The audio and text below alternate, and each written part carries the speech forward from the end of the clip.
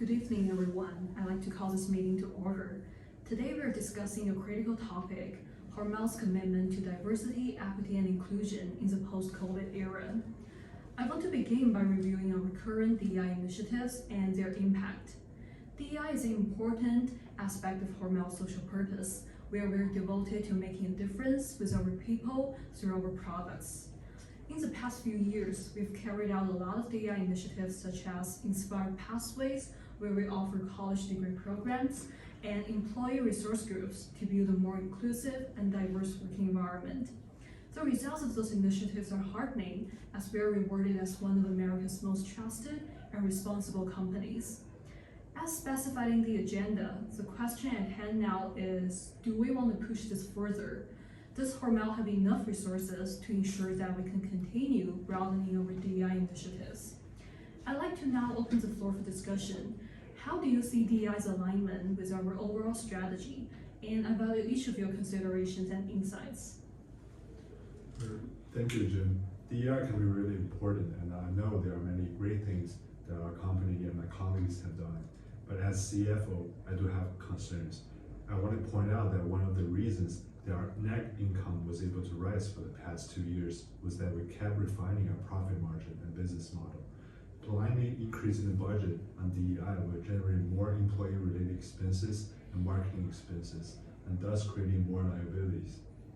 Our marketing expenses were pretty stable for the past 2 years, but we already saw almost a $10 million increase in employee-related expenses. I don't know if there's any room for an increase in DEI budget anymore. I totally understand that DEI can pose some financial pressures, especially given the fact that we are still dealing with the COVID-19. However, in today's continuously evolving business with main competitors like Tyson Foods closely watching, we need to maintain our market position through further establishing our brand identity. We need to weigh against the potential long-term benefits and the strategic importance of DEI to our brand, inspire people, inspire food, and our market position. Yes, and going back to our concern for employee cost, I'm afraid that the increase in our employee-related expenses is a strategic move that we plan for the long run. Remember that among the company's current salary roles, ethnic minorities only make up to 20%. And we already set this in the goal that by 2025, we're going to drop this number up to 25%. We see great progress in the past 2 years, so the increase following that in employee cost was reasonable. Plus, I believe that the largest part of the huge employee cost in the past was resulted from the $21 million investment for employee safety measures during the COVID. And with a consistent reduction in that part in the future, I think we definitely have more room for increasing investment in DEI, and to achieve our goal for 25%. I think a yearly increase on employee expenses related to DEI is what we all expect for in the next 3 years. Thank you, Scott and Katie. But even though there could be room for increasing those expenses, we also need to keep in mind that decreasing inventories and improving supply chain efficiency are two of our current priorities. So expanding on DEI may be a risky move against our profit margin. If it makes our financial number look worse for the following few quarters, our stock price will drop and our price-earning ratio will fluctuate in the short term. And it may not recover until we are able to see that our effort in social purpose actually leads to more earnings. Although I see your concern, investment in DEI can help us create better relationships with our suppliers, which is a big part of supply chain efficiency. Embracing diversity can lead to a more inclusive supplier selection process, enabling the company to tap into a broader pool of suppliers. This can result in access to innovative solutions from a diverse range of perspectives. Yes, I agree with Wendy. To improve supply chain efficiency does not mean that we have to cut the expenses, particularly in DEI.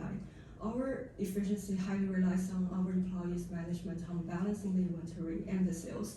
Remember that Jenny Old Turkey Store's managing team, their excellent operation helped us navigate through the supply chain disruption and contributed a lot to our net earning during COVID. So investments in training and education for employees is the key tool for us to improve operational efficiency. Given the diversity of our current workforce, a consistent investment in DEI will definitely facilitate a smooth collaboration and internal communication at work, which help us to achieve a better management of inventory and supply chain disruption. Yes, I totally agree with Katie and Wendy. I want to emphasize that regarding the concern about the impact of our PE ratio and stock prices, it is crucial to communicate to our shareholders that our investments in DEI is a strategic move aimed at long-term growth and sustainability. Many investors now are increasingly valuing companies with strong social responsibility commitments, and our DEI efforts can be a part of that narrative. I just want to emphasize again what Scott said about our communication strategies helping with our shareholder relations. If our external communication reflects our social responsibility and commitment to diversity, equity, and inclusion, it could be a strategic way to build a positive brand image in the minds of our investors and shareholders. Our brand's reputation will hold strong despite what our stock may say about our financials. All right, I'm partially convinced. We do have a 60% increase of cash at hand this year. We can definitely explore the opportunity.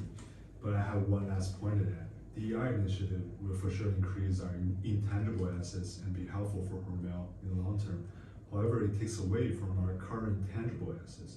Cash is a crucial asset for us to mitigate potential risks, especially now as we just experienced COVID and supply chain disruptions. Yes, DEI is a good thing, and it will bring in more assets and better profitabilities for us at some point in the future, but exactly when? I'm afraid it's a long shot that we cannot take at the moment. Yes, we all agree that DEI is the right thing to do, but it can't be just a moral imperative. It's also a strategic business decision, and ROI is important to consider. And Scott, I know DEI will use some of the marketing budget. What do you think about that? Yes, I agree with Jacinth and Zheng at this point. While DEI is important, we also need to consider ROI, and we must balance it with our core marketing strategy, which will generate considerable profit in the short term. There is a risk that too much focus on DEI could overshadow our product, service, and retail marketing. I don't want the CSR budget to be fully derived out of my pocket. We have limited marketing expense for 2024, and we have to decide what our priority is after the pandemic. I think we all agree that we're moving towards a more customer and consumer-driven company and a market-driven, and our priority is still to increase our marketing promotional expenses for our family of brands. I just want to say, if we're talking about an investment in Hormel's future, potential pitfalls or risks related to insensitive messaging can be avoided by emphasizing the communication around diversity, equity, and inclusion. This proactive approach can prevent PR crisis and negative public perceptions. We want to mitigate any unnecessary costs or press that can negatively impact our company, both in the short term and the long term. Although it may be hard to see the immediate impact, having this communication in place may save us legal and customer service expenses in the future. Yes, all of your points are valid. What we are trying to achieve here is strike a balance between short-term considerations and long-term benefits. Thank you all for your engagement and contributions. We've seen significant challenges in the past few years, and we wouldn't have made it if it wasn't for the people. Our DEI commitment should not be a one-off thing, but a continuous journey to truly live out our brand mission of inspired people, inspired food. As we conclude our discussion, I want us to have a clear path forward. In the next meeting, I'd like to see some additional ROI analysis and specific suggested action items for the future DEI initiatives. And again, thank you all for the discussion, and this meeting is now adjourned.